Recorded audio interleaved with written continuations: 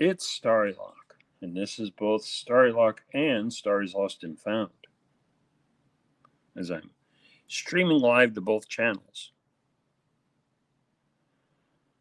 I only have 5 people here.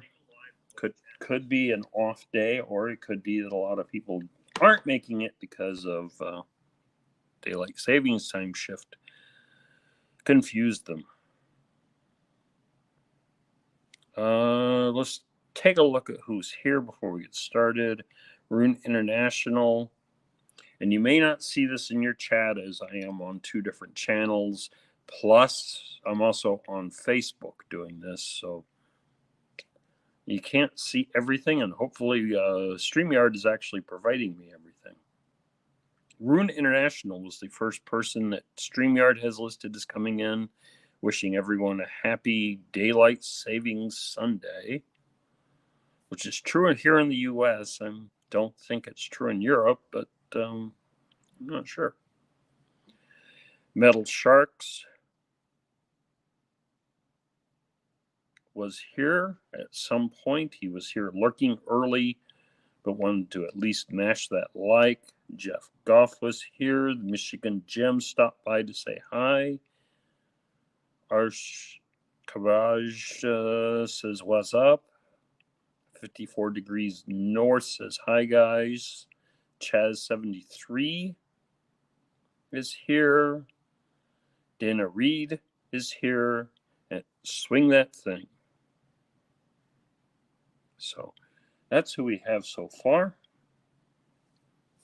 I don't know how active either of the chats are as to how well distributed that is. If you saw my mail call from earlier in the week, this case will be nothing surprising or new.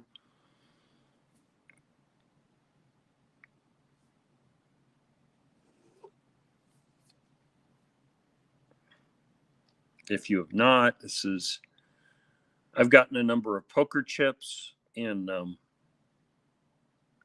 sticker exchange from Ohio River History, Team Sneak Attack, Relic Reaper, and Alley Cat Treasures, as well as a poker chip from Kratos Magnet that came with my Secret Santa gift. I chose this display instead of just a poker chip one, so there was room for my Panda Frog Challenge coin. Doctor Who has joined us. A little bit higher up here, we have the Franklin $50, the 50 yen coin, and a Canadian penny. And what is the tying feature to all those is that they're from 1962, the year I was born.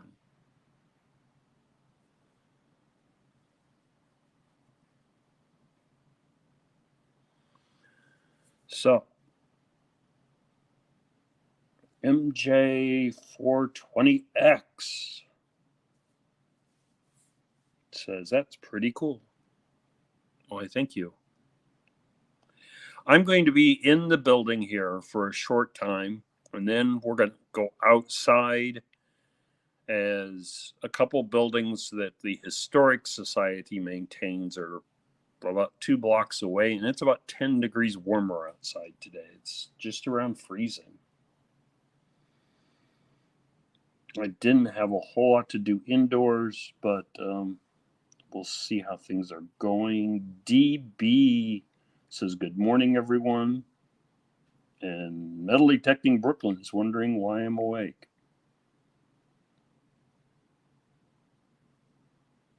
And in Brooklyn, it would be just after 9 a.m., which should be just after 8 a.m. if it wasn't for this daylight savings time shift. And Ten Bob is here all the way from the UK.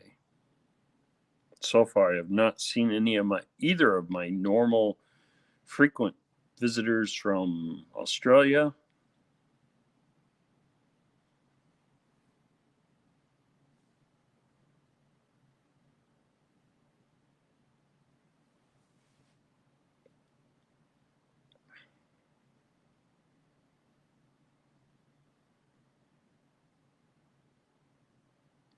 No daylight savings time here in Arizona unless you're on the Indian reservations, is my understanding. My job, I build computers that go into radio stations, and we preset them to the time zone that they're going into. And the Indian reservations in Arizona observe daylight savings because the federal government is overseeing that for them. And outside of Indian reservations in Arizona, they don't have daylight savings time. So it's not quite as confusing as Indiana once was, where each county and town could vote on whether or not they wanted to be on it. So I think they're a little more unified right now in Indiana.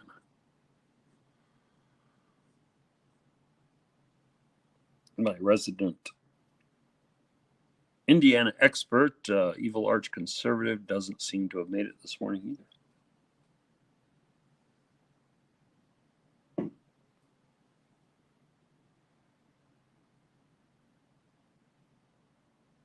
So the building I am currently filming this in and have this display set up on is the manufacturing building for my employers. I'll give you a little history on this building before we move to some other history. This building here has a nice hardwood floor upstairs because it was originally built in the 1950s for the Women's Auxiliary for a Fraternal Order. And the Women's Auxiliary is called the Pythian Sisters, and the fraternal order is the Knights of Pythias. Now, I'm getting this from hearsay. This is what I'm told the history of this building is. I don't have access to an abstract or actual historic documents proving any of this, so we're going purely on hearsay and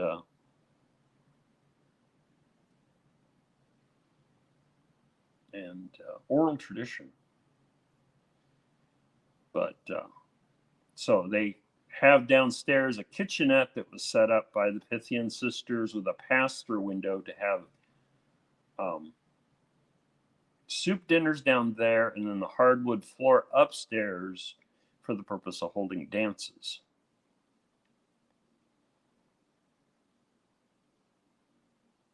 And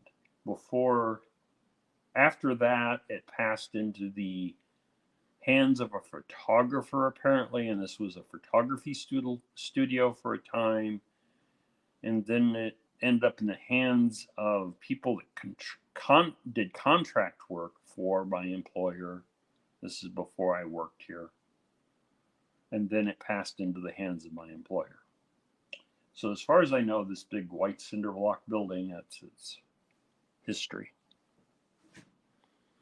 I'm sure that's really exciting, though. Good morning, Marlon. I hope you are doing well. Sister equals witches. Well, I don't know about that. I don't know anything about the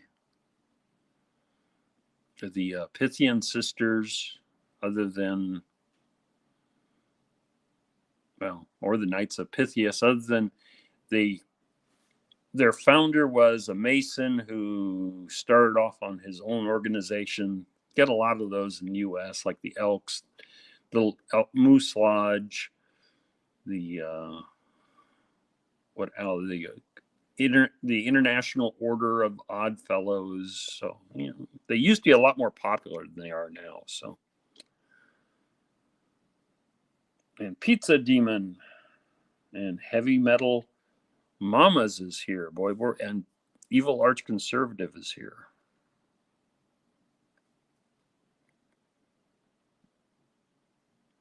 If you are not seeing some of the people I am mentioning in your chat, it's probably because it's over on the other channel. So,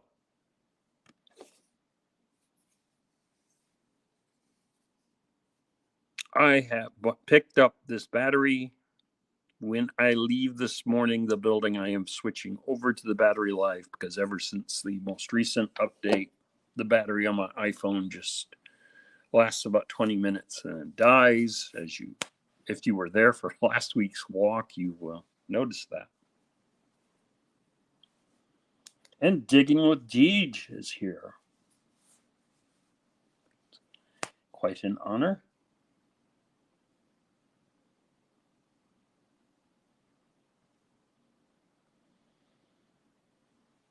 So we're up at 10.5 minutes. Let's move beyond the confines of the building. If my hand temporarily covers the lens, I am sorry. I'm switching over from tripod and direct power to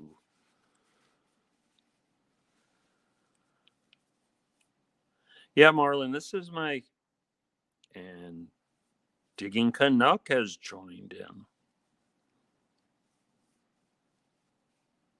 This is my display case I have. I have everything from challenge coins down in the bottom row to the poker chips that I've managed to trade. And up here are your contribution, Marlon, is right here with the 1962 Canadian penny.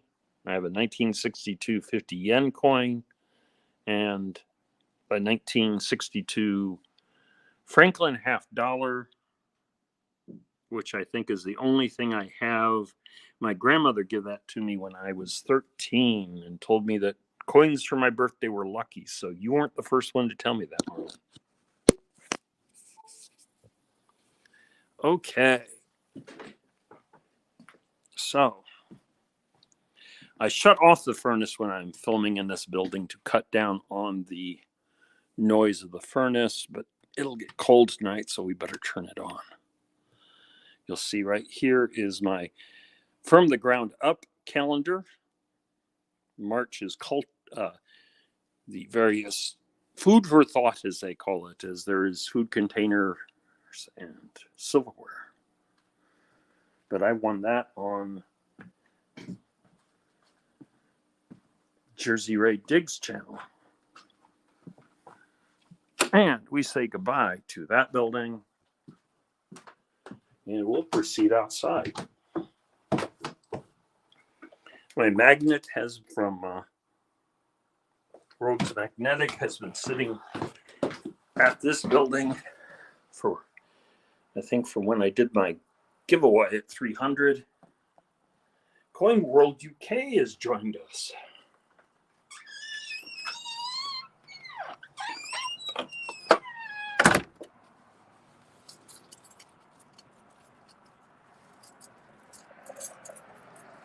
So you can see a snowdrift over there. The lake still is iced over, although it's thinning in places. So I'm going to see if I can get out and do some ice fishing later. As you can hear, there is no wind. Combine that with the 30-degree temperatures, and that's much nicer this morning than it was last Sunday. There is a look at the cinder block building that I work in. As I was saying, it was built for the Pythian sisters, at least according to oral tradition. The buildings I'll be showing you here in a little bit when we get to the far side of the granary. If you live in a small agricultural area, grain elevators are not an uncommon sight for you, so you'll know what those are.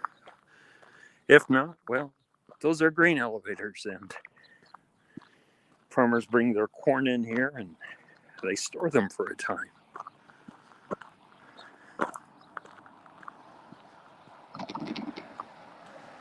When we get, I am sorry if the sunlight is a bit dazzling.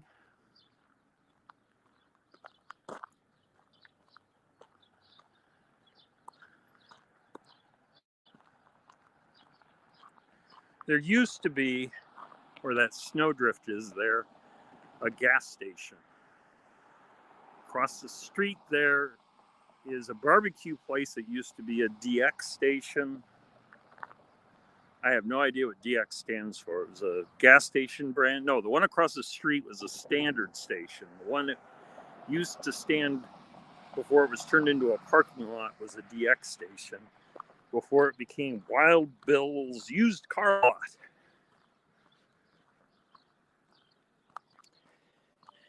By the time I moved into town, it stopped being Wild Bill's used car lot and had simply become an empty building.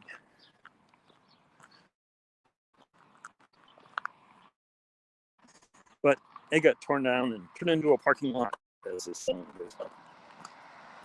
The Fox and the ground protecting is here. These are the rail tracks. This town is dissected twice. There is a north-south pair of lines, and then there's an east-west pair of lines that cut the town.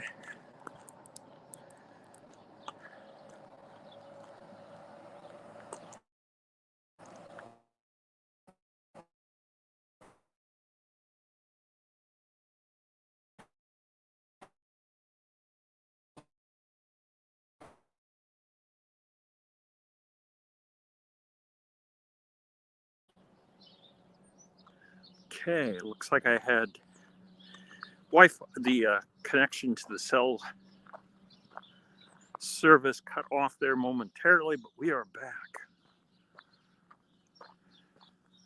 We transitioned fairly well off of Wi-Fi and onto cell data, so I'm happy to see that. There's a close-up of the grain elevators.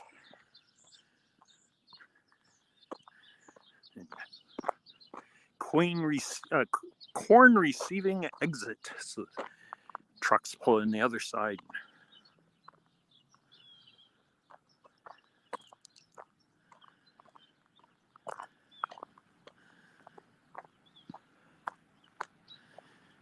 Okay, these buildings are both preserved by the Palo Alto County Historical Society. They are only open by appointment. The smaller building here is a cabin built by, let's get close enough so you can read the sign. S Cabin. As tiny as it is, I'm not sure I'd call it a cabin, but was built by Patrick Jackman. Now, this town is primarily made up of Irish immigrants initially.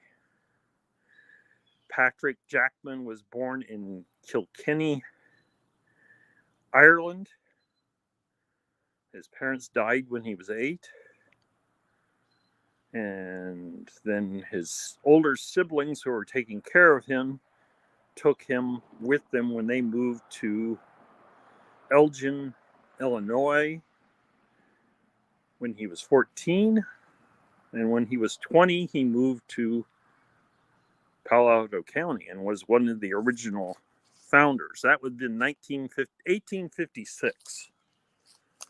And this would have been one of his later cabins, as this had been 11 years after he arrived.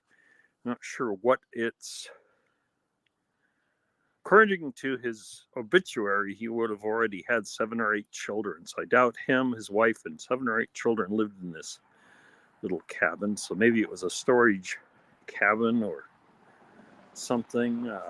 I have not taken the tour, so I don't know. And Tin Bob has rejoined us as her Wi-Fi is back up. So there's a look at Patrick Jackman's cabin. Patrick Jackman arrived in Palo Alto County at an interesting time. It was actually before the original village was built. And his cabin, along with 5 or 6 other families, were in the area. And it wouldn't be uncommon for Lakota Sioux Indians to have encampments nearby. The last Indian attack in Iowa occurred not far from here, up at Spirit Lake. It's referred to in the history books as the Spirit Lake Massacre. you had a group of Lakota warriors who's one of their the brother to their leader had been killed by settlers, and they decided to take some revenge and came and slaughtered 30 to 40 settlers and took 4 women as hostages. And Patrick Jackman, or Patrick Raymond Jackman, or P.R. Jackman, as he was sometimes called, was part of, even though he'd only been in the area for less than a year, went off with the group of men to go take revenge on the Lakotas. So it sounds a lot like gang warfare, except, eventually the white people won out.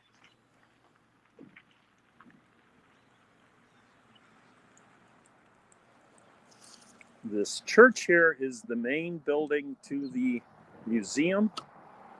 It was originally a Free Methodist church. Apparently, at some point, the Methodist church was charged a certain amount of money for people to sit in certain pews. And Free Methodists broke away from the main Methodist church to protest that, and because they were abolitionists as well. And that's where the free, and the sign is just a woodcut that says Palo Alto Historical Society.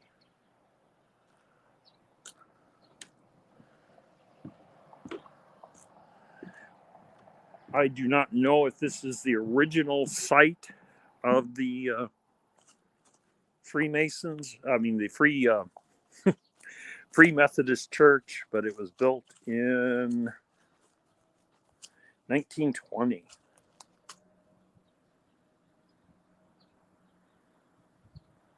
.717 detector is here, as is Sobier.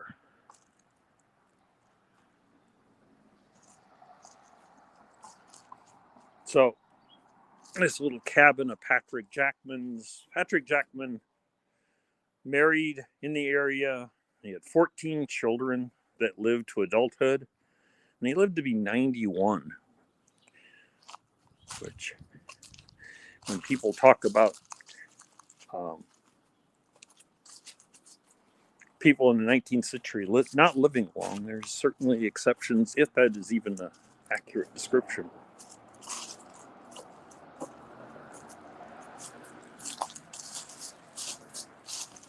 On the back of the Free Methodist, you have an exit built so that you can go to this annex that was built to extend out the museum.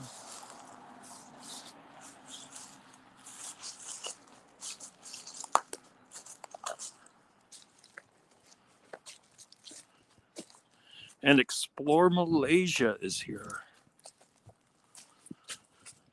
Hello.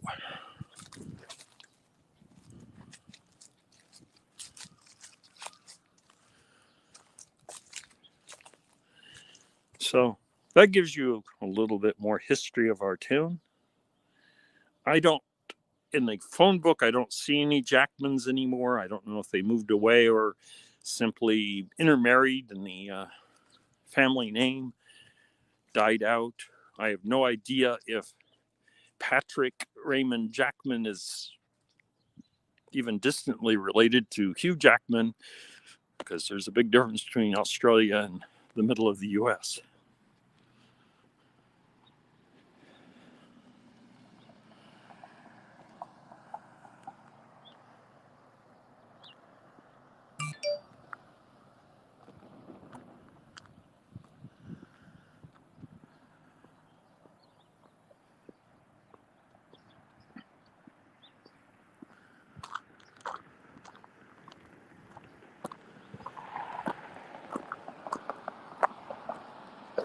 We have the sun behind us on the way back, so you don't have to worry about that glare.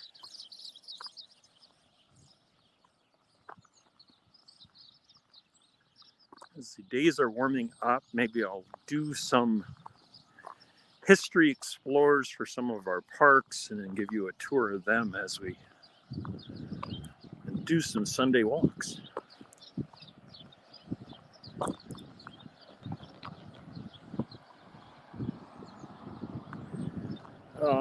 Jackman was born in Kilkenny, Ireland in 1836.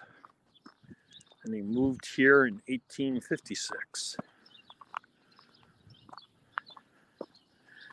It was fairly common for a lot of people from Ireland to immigrate to the U.S. following the potato famine in 1849. Was not exactly what you'd call Britain's finest moment in the way they treated the Irish during that. But I'm sure they had their reasons. Ford dealership across the street there.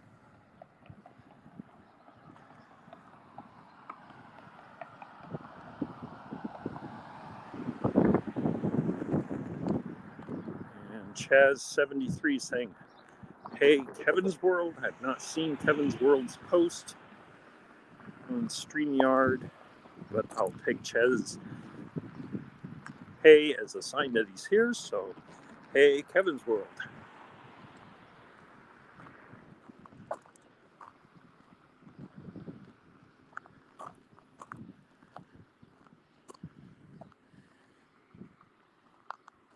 Working with the Historic Society, and if I had a metal detector, it might be worth detecting around that Free Methodist Church, as it's been there since 1920s. Pretty sure the cabin, which would have been closer to the Des Moines River, was moved.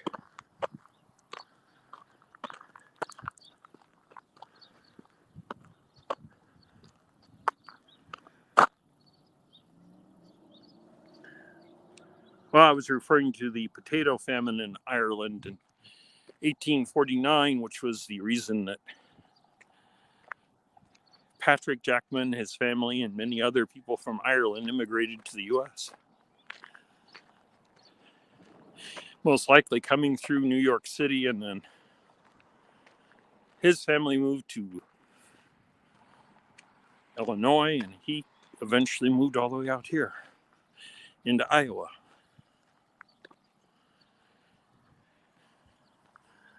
Now I'm going to have to save up for a metal detector before I do that, Deej.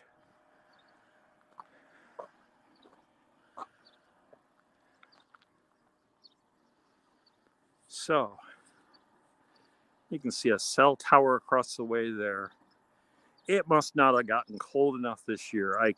In previous years, the turkey buzzards would sit on the top blades and fan out their wings to gather the warmth from the sun, which felt rather Egyptian.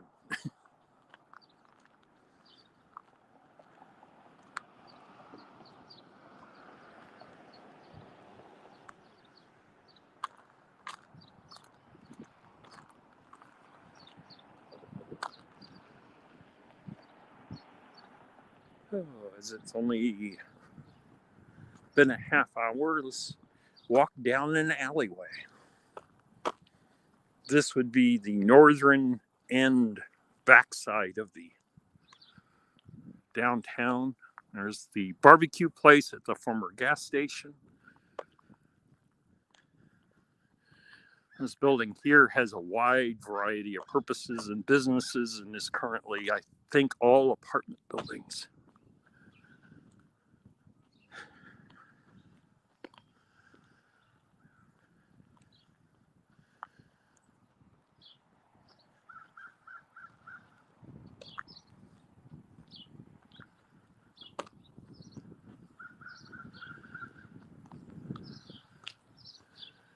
Doctor Who is ready to move into a submarine if things get any worse. This here is pretty much the city government, as opposed to the courthouse that I showed you last Sunday, which would be county government.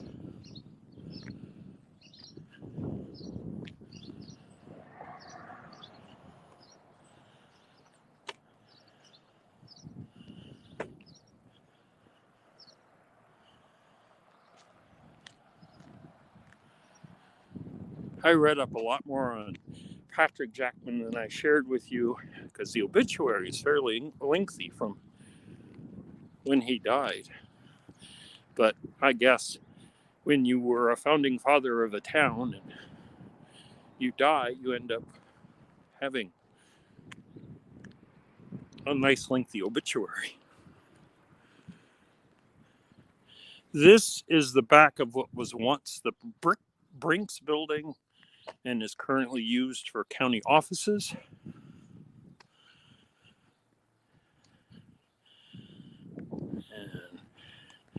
And Z156 is here.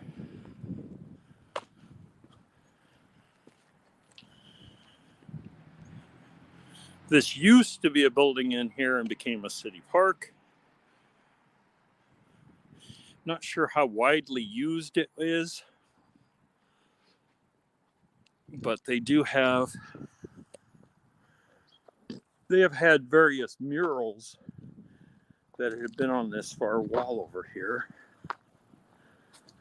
Right now there's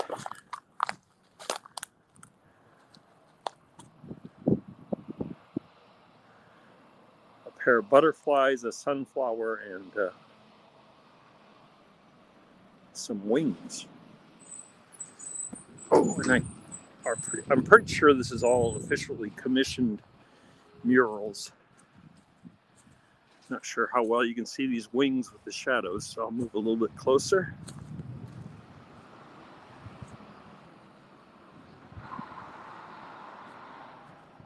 And then we have a mural that's St. Patrick's Day oriented. Next weekend, we'll be having the big St. Patty's Day celebration. And I'd best watch where I walk because apparently this park is popular for dog walking and no one's cleaning up after their dogs.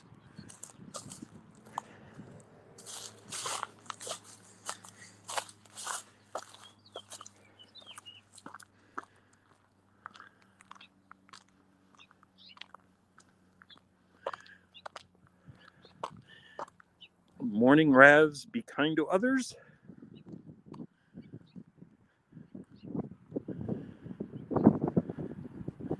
I don't know what this building used to be. It is now the Crown Salon. It has been for 5 or 6 years. Off to the left used to be an antique dealership from well before like 25 or 30 years it was. And it is now Mama Nellie's Pizzeria, which is our only local pizzeria as opposed to the national chains or regional chains that we have.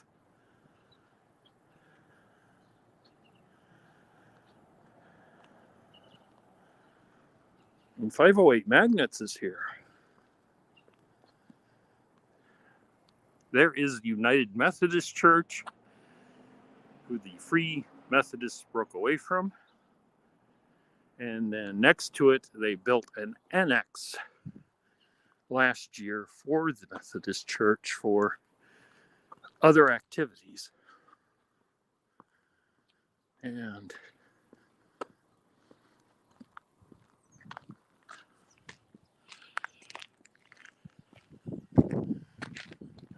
we have one of our local eye doctors there.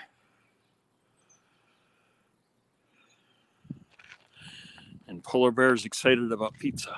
Now they're not open at this hour, so no pizza at this point.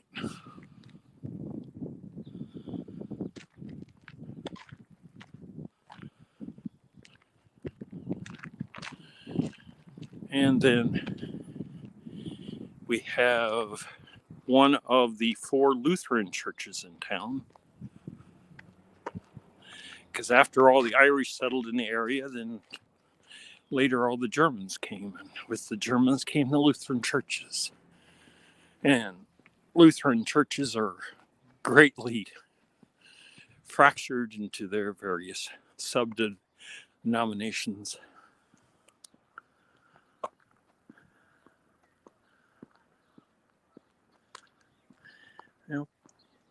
Pizza's probably a little healthier than pancakes anyway. I'm still here sorting out my next video. The history is amazing. Well, I share what I can. You can see the lake down there between the trees. Take a quick look at Soper Park. Soper is more of a late Victorian family to arrive. They were important once the town had moved south of the lake instead of over by the river. And so there are, and they are still a prominent family in local politics. So.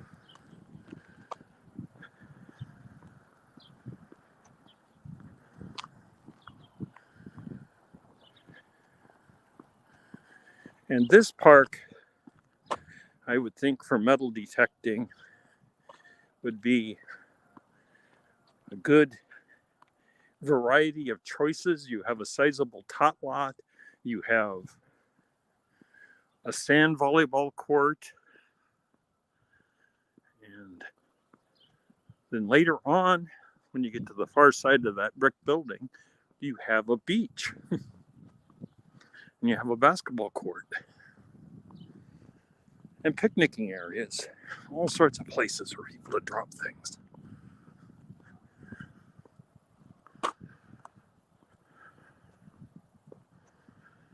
And Legolas Lockpicker says it's lunchtime there. It's not quite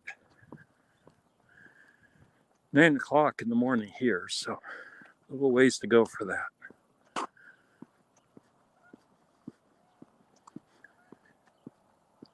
Not sure how well the camera is picking it up, but there must be some open water because the Canadian geese are gathered.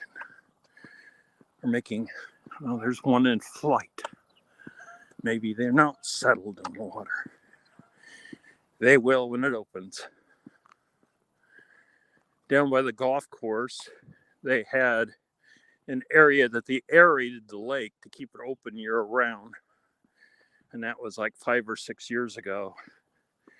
And people started complaining because of the amount of geese that settled in the area and covered the parks with their droppings. And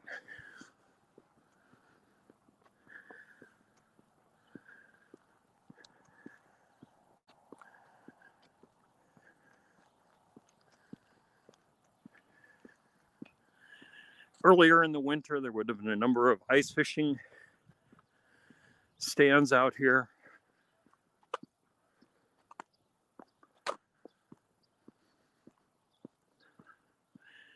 You can see our tiny little beach.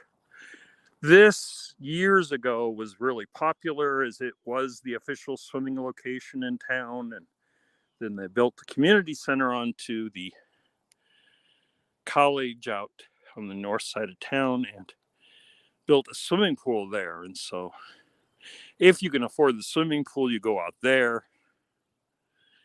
StreamYard is active, is web-based. At least that's how I'm using it. I'm using it from my web browser, and you got to give it permission to access your YouTube channel, and then you can start streaming.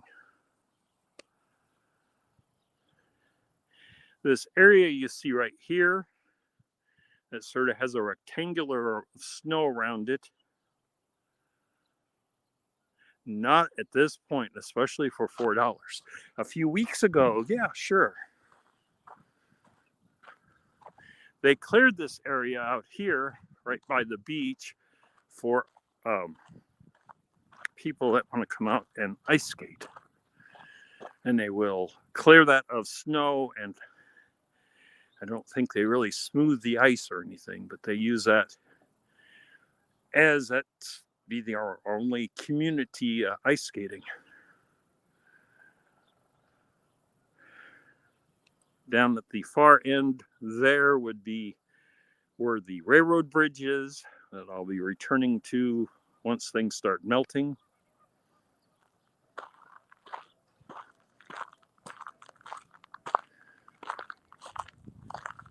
I'm not sure how solid the ice is at this point,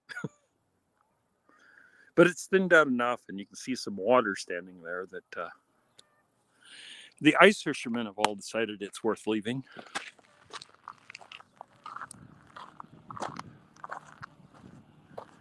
There's a look at our community beach. Being in the middle of Iowa, we don't exactly have, beachfront property. But we do have a small beach. At least the first couple inches of the sand is not frozen. Not sure how deep that is unfrozen, but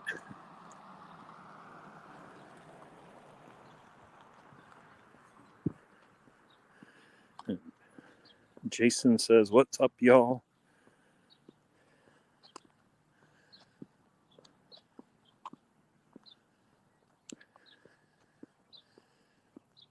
You can see the various houses along here.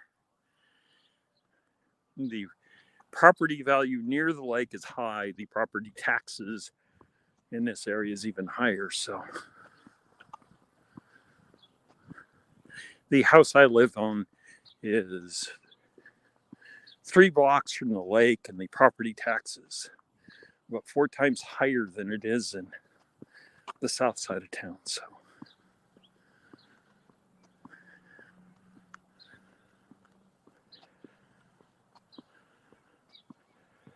does a sandbox count? I suppose if you were 8 years old, a sandbox would probably count as a beach.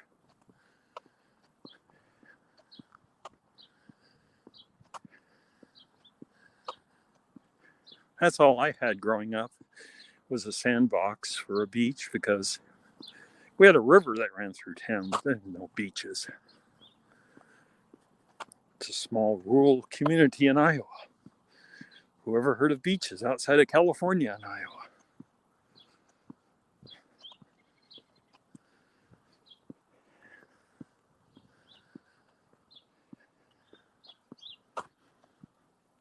I have yet to see if chat resolved. I know those dimples have a reason, since they are like they are. I obviously missed the context on it. Abandoned and Forgotten Whales has joined us.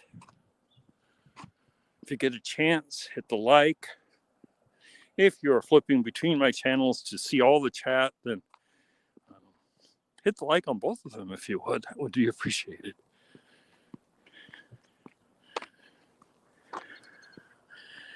Oh, I'll give you the walk back to the car, and then we will end this morning walk. Gives me a good chance to get out and spread my legs and do some walking. Need to do more of that. It'll be much easier now that things are starting to warm up.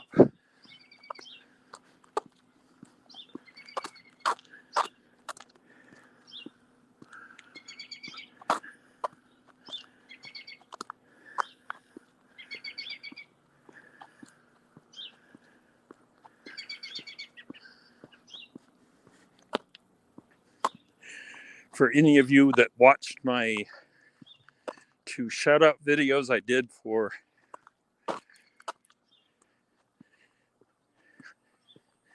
We Can Dig It and for digging over on Stars Lost and Found and responded, I appreciate it. Just wanted to try to help fellow community members get over that 1K.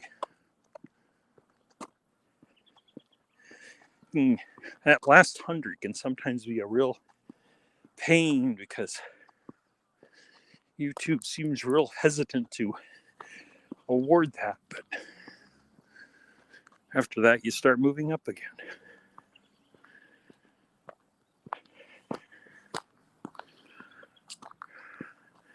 Lockpicking Engineer, has anyone used the new clips in the chat?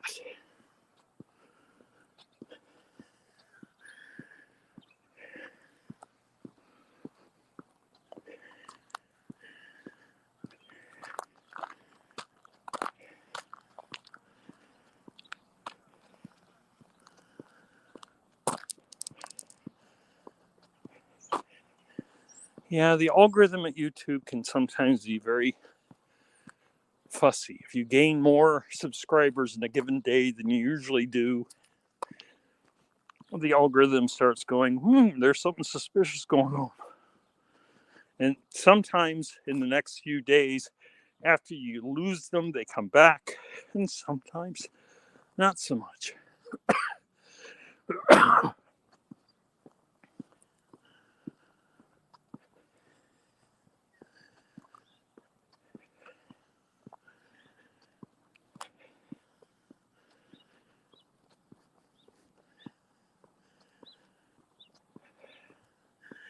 There is one of the 3 funeral homes here in town.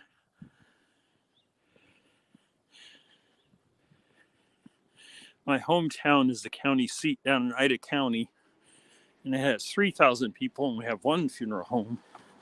This town has 4,000 people and 3 funeral homes. So, not sure what the story is there. I don't think there's that many more deaths, but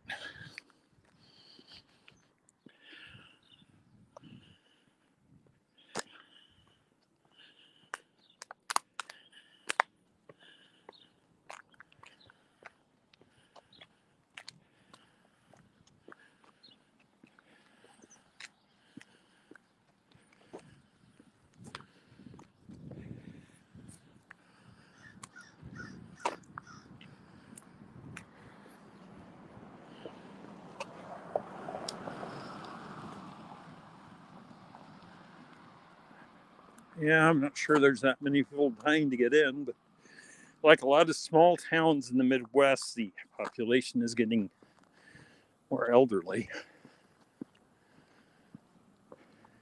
I think I'll take a walk around.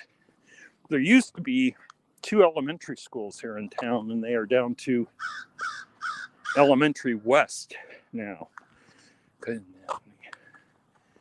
East Elementary is just an abandoned building, as it has been for 3 or 4 decades, as there stopped being as many children in town.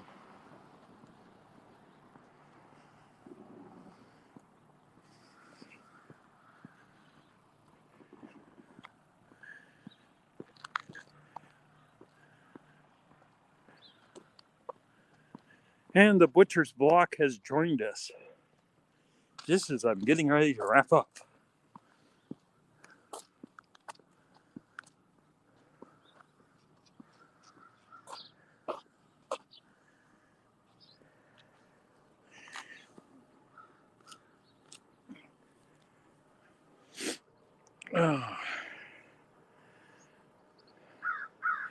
A big zip tie. I am back to the manufacturing building, or as it was once known, the Pythian Sisters Dance Hall. And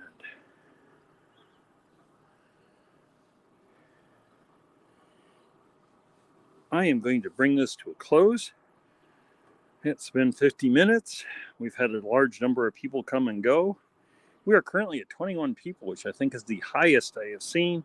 I am not sure if that's combining both channels, or maybe that's both channels and Facebook. I don't know.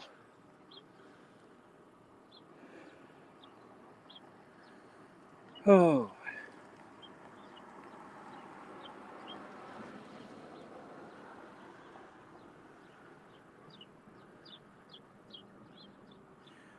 If I am ambitious, I will go out. You saw the shape of the lake. Near the dock, there is some thinner ice. I may decide to go out with my Rogue Beast and break up some of that ice and see if we can do some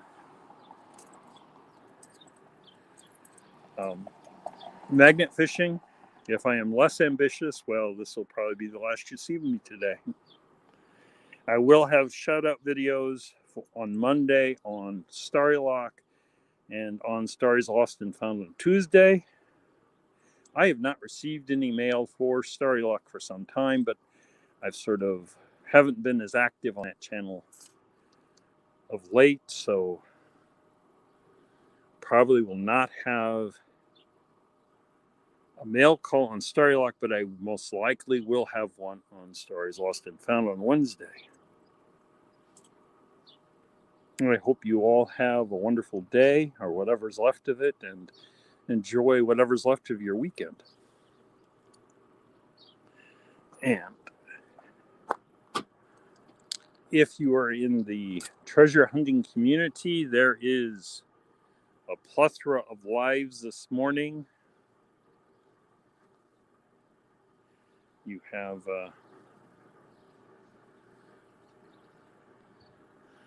Rob's live that's going on right now and runs up until Marlon's Mayor Videos community gathering. And you also have Liz's Coffee with Liz this morning. So I'm not sure why there's more lives on the Treasure Fam community than there is in Locksport, but there is. I only know of 2 lives in Locksport plus my little Sunday morning live, and that is Lockpicking Patrolman and Jason's SE Lock and Keys live. So whatever community you're in, check out those lives because they're great places for the person to make viewing hours and for you to interact with them. Take care, everyone, and we will see you soon.